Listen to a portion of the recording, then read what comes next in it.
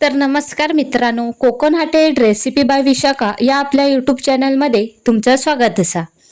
आज मी तुमका अशी एक नवीन रेसिपी दाखवतले ती तुम्ही कधीच बघलात नसाल। तर आज मी तुमका सफरचंदाचे मोदक कसे बनवतात ते दाखवतले। तर हे मोदक बघूसाठी व्हिडिओ स्किप न करता शेवटपर्यंत नक्की बघा। आणि ह्या चॅनलवर तुम्ही नवीन असाल तर चॅनलला लाईक करा, सबस्क्राइब करा आणि व्हिडिओ जास्तीत जास्त लोकांपर्यंत शेअर करा। तर चला रेसिपी सुरुवात करूया। होय बघा, मी एक कढई ठेवलंय, त्याच्यात ना मी तांब्याभर पाणी ओतून घेतलंय। या पाणी चांगला ना उकळा होया। या पाणी चांगला उकळल्यावर त्याच्यात एक असं स्टँड ठेवायचा आणि त्याच्यात ही अशी 2 सफरचंद स्टँडवर ठेवायची, म्हणजे कसं ह्या पाणी सफरचंद लागत नाही। आता त्याच्यावर अशी ताटली ठेवून ही सफरचंद उकडून घ्यायची। 10 ते 15 मिनिटं लागली ही सफरचंद उकडू। आता ही सफरचंद मी काढून घेते। तुम्ही ही सफरचंद कुकरमध्ये उकडून घेतला तरी चालत। मी हे चुलीवरच उकडून घेतलंय। ही बघा मस्त अशी उकडली आहेत। आता ह्या सफरचंदाची साला ना अशी सहज निघते। ही बघा, जर तुम्ही ही सफरचंद सोलून उकडलात तरी चालत। ही सफरचंद ना उकडून घ्यायचं कारण म्हणजे ही सफरचंद किसली ना की लगेच काळी पडतात, म्हणून मी ही सफरचंद पहिली उकडून घेतलंय। अशी मी सगळी सफरचंदाची साला काढून घेतय। आता हे बघा सफरचंद गरमच, आता ही थंड झाल्यावर मी सगळी साला काढून घेतलंय। आता हे बघा, मी ही सफरचंदाची सगळी साला काढून त्याचे बारीक तुकडे केले आणि सफरचंदाच्या मध्ये बिये असले तर ते काढून टाकायचे। आता ह्या सफरचंद ना मिक्सरला बारीक लावून घेऊया। ह्या सफरचंद मिक्सरला लावताना लक्षात ठेवा, अजिबात ह्याच्यात पाण्याचा वापर करायचो नाही। जसा हा सफरचंद तसंच मिक्सरला लावून घ्यायचा। मस्त अशी सफरचंदाची प्युरी झाली। आता मी चुलीवर कढई ठेवलंय। आता त्याच्यात ना 2 चमचे तूप टाकून घ्यायचा।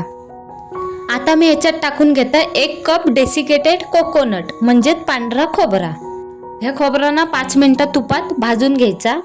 जर तुम्ही ह्या मिश्रण गॅसवर बनवत असाल तर गॅस एकदम बारीक करायची आणि ह्या मोदकाचं मिश्रण तयार करून घ्यायचा।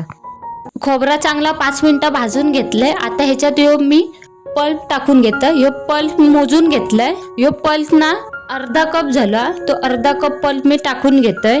आता ह्याच्यात टाकते मी पाऊण कप साखर। साखर तुम्ही तुमच्या आवडीनुसार कमी जास्त पण करू शकतास। जर 1 कप खोबरा असाल तर अर्धा कप सफरचंदाचं पल्प घ्यायचो।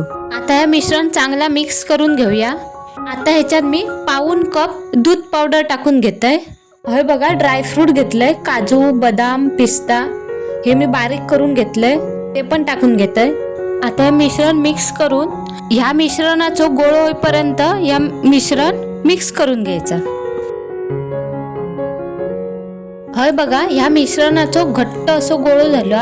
आता ह्याच्यात मी अर्धा चमचा वेलची पावडर टाकते आणि हे मिश्रण परत एकदा चांगला मिक्स करून घेते। हे बघा या मिश्रणाचं चांगलं असं गोळ झालं। आता हे मिश्रण आपण एका ताटात काढून घेऊया। हे बघा ह्या मिश्रण मी पूर्ण 2 तास थंड केलंय।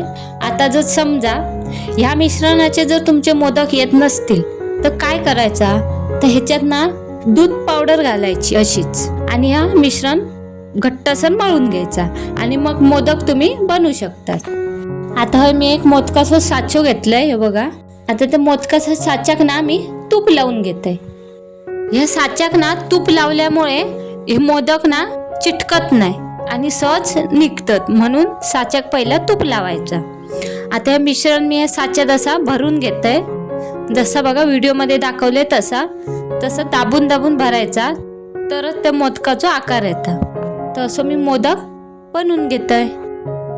तर हे बघा मस्तच असं मोदक हिला साच्यातून दिसता पण एकदम मस्तच। तुम्ही ह्या मोदकाक डेकोरेशनसाठी ड्रायफ्रूट पण लावू शकतास। तर हे तयार असत आपले सफरचंदाचे मोदक आणि असे मोदक एकदा तरी नक्की करून बघा। तर हे मोदक तुमका कसे वाटले तर कमेंट करून नक्की सांगा। आणि ह्यो व्हिडिओ तुमका आवडलो असाल तर व्हिडिओक लाईक करा, शेअर करा, कमेंट करा आणि कोकण हाटेड रेसिपी बाय विशाखा या चॅनलला सबस्क्राईब करूक विसरू नका। परत भेटूया एका नवीन रेसिपीमध्ये. बाय.